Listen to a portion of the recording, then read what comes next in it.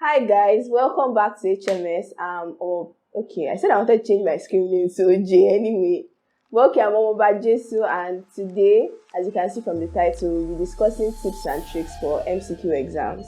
As you probably already know, MCQs is like the first part or a type of exam that is common to medical school, and it's basically multiple choice questions that you answer true or false. So like the kind of questions you took for your WAEC JAM, instead of taking the best option like A or B, you answer it true or false. I really don't know why we call it multiple choice questions. So it's true or false.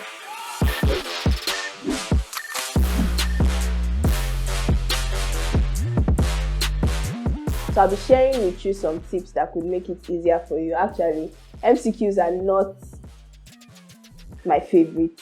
In fact, they're my least favorite type of exams. I find them to be very interesting. But to succeed, you need to read very well because it's going to test your knowledge of salient points, of details, basically. So you have to be somebody that reads a lot of textbooks, notes, gleans information from different sources, and is meticulous. That is, you pay attention to details. That is not me, but that could be you. So that would make it easy for you to pass the exam. Another important thing is to pay attention to the question. It can be very easy to get in the swing of exam and not pay attention to words like except, or all of the above except, or none of the above, or not. So there are cases where they say, okay, which of the following are not, I'm trying to think of a question, and none is coming to mind. Okay, which of the following are not organs of the body, right? The heart, the neck, the leg, the the camera, the lungs, and then you have to answer that. Of course, if you just read it in a rush, you won't see the not, and you won't know how to answer it. So what most people do is that they answer it as if there's no not there, right? And then they now put the opposite in their answer script. Just rewind and watch that part again to really get it. So it can be very confusing. Don't forget, pay attention to the word except, pay attention to not, pay attention to all of the above, none of the above, things like that. Usually when they say all of the above are true, there are no all or none statements in medicine. So there are no absolutes in medicine. Like if they say 100% of people that have this will come down in this, there's no such thing. So if they should say that every body is dark, you should know that automatically that is false. That's just a way of guessing with your head. Yes. So also pay attention to the pattern of the question. Sometimes they actually give you single option questions. That is, questions that the answer is just one. So that means that most likely that one is going to be true and the others will be false. So if you follow the pattern, maybe you've done 1 to 10 and you notice that it's always one that is sticking out.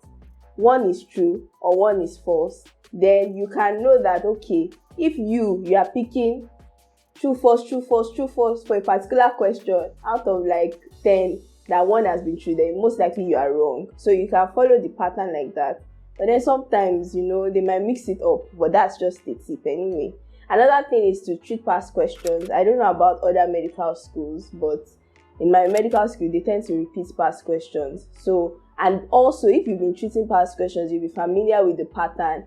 And all these things that I'm saying, you would have been used to it. So when it's time for your exam, you just go with the flow and you be a pro.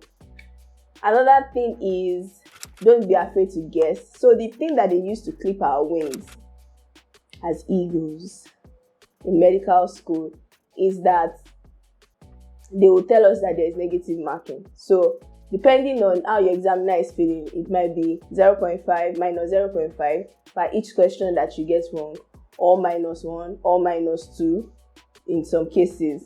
But don't let that limit you too much in guessing. You can guess intelligently, right? Like what I said with the single option questions. If you notice that that's the pattern of the question, don't be too scared to guess, because at the end of the day, sometimes, don't tell anybody, I'm telling you, they don't actually do negative marking.